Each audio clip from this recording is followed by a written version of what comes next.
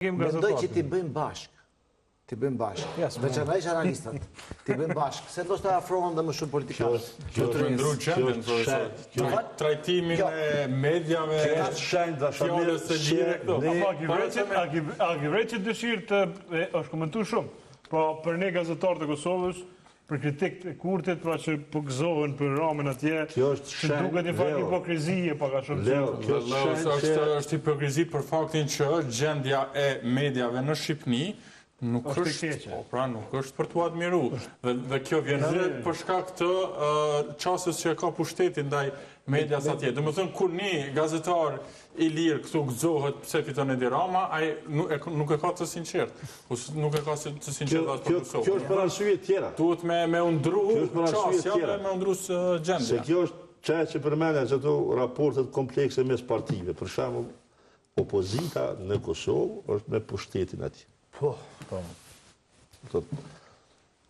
Opozita atje është me pushtetin këtu. Që do të thotë, kjo është një farë lidhje, një farë marrëdhënie shumë e interesante. Lidhjet me gjeografi pak, se nëse është verinë, Kosova me gjithatë zgjatimi që ati verijo. Se kjo tam, jo përveç që...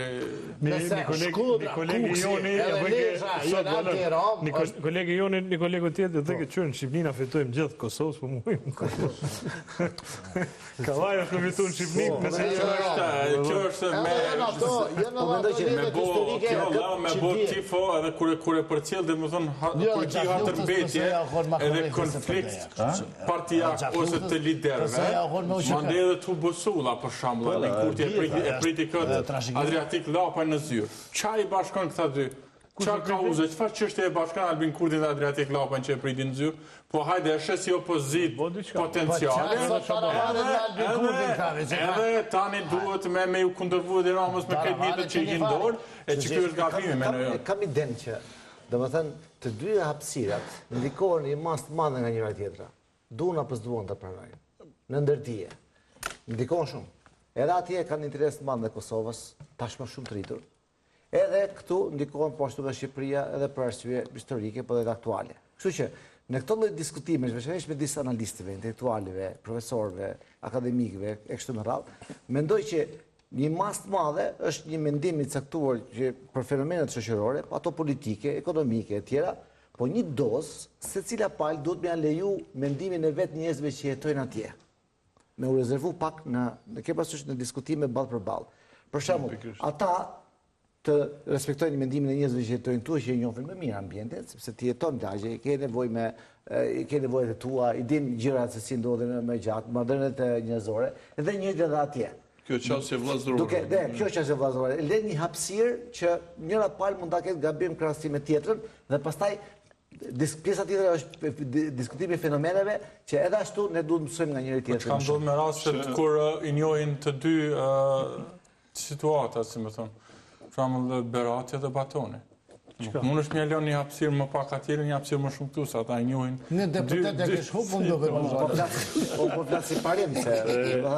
Ka i njohin të gjitha... Në Kulm, ku ishte piku për shumë, të dhonë, që më thonë, koha ma e vleshme televizive, mas i në byllë kutit e votimit, Batoni edhe Berati që komentanin në studion kryesore të Shqipnis, pra në opinion ata dy të kenë. Batoni thërë me cinizëm, po mirë informu, po në tashë si kundërvime ndaj profesorë. Një miku ime për Tiranës, po më shkruan që mesazhi i kësaj fotografi, thotë është edhe që shiko dy baballarë të kombëve, njëri është gjallë, njëri është në burg, unë jam këtu. Trinia shajtë e kombit. Amo, fjalia përgjenishtron atë mikun tëndë, saj që pëdi ka me lezu mirë. Fjalia tje. Komandanti ishte në formën e vetë më të mirë. Kjo nuk do të që është i te i kalumë. Shiko, kë animozitet pak është edhe për faktin se... Amo, ka fillu pak Roma me po hashën si artistikisht kështu, adin, komandant për i thëtë, adin. Hasha, mos pa këti është njoftë si komandant. Po dhe, po kë fascinimin me ashtu... Jo, ka tash e ka boj farë personazhi artistik shtu tash. E ka respektin për histori. Me Hag është beteja e komandantit. Nga një dhëtë një luftë guerile politike, o bo personi paqes, i shpallës basës Kosovës. Me Hag është beteja e komandantit. Si komandant. Po si komandant. Kështu që e ka betejën e fundit kjo ka komandant. qenë një betej, shiko, ka qenë një Ndryshe, Hashimi për e diromën në histori, kjo është ngorë me historinë, për që ta po krahasuhet. Edhe duhet që të regoj një detaj, kështu që shprej vite kur dole Hashim Thaçi në skenë dhe Ismail Kadare filloj me përkrah Hashim Thaçin edhe me kritiku Rrugovën, atëherë kam punuar në gazetën Albania me motrën e Ismail Kadares, Kadrien, e cilë ka vdekë dhe ndjes pas. Lektore. Po, lektore. Por kjo nuk ndodhe kur unë nuk punu, po pak ma vonë ishi Ruben Avgjiu,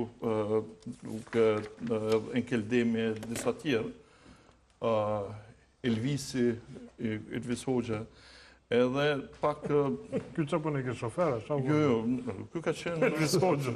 A dhe kjo ka përnu nejsa atë? Po, edhe për i thonin, tash e ngacmonin këtë motrën e Kadaris, thonin Rrugova kështu, aja princeste, jo Hashim Thaçi, jo Hashim Thaçi, jo Hashim Thaçi, e mbronë të tërku. Dykore që unë qesh shumë ma betin, është gërë thanë, po ky Hashim Thaçi më i zgjuar se Ismaili.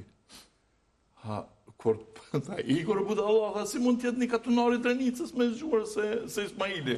A dhe atërë që në qilë për me... Për këta pas kemi fakte, inqizimi s'ka për e pora punës nuk e besoj fare, besoj fare që motra e Ismail Kadares e ka një, e ka pas një përftyrim për Drenica, kush Drenica në ishë. Ja fute këtë me. Okej, që shdin të mja fut këtë zakonisht.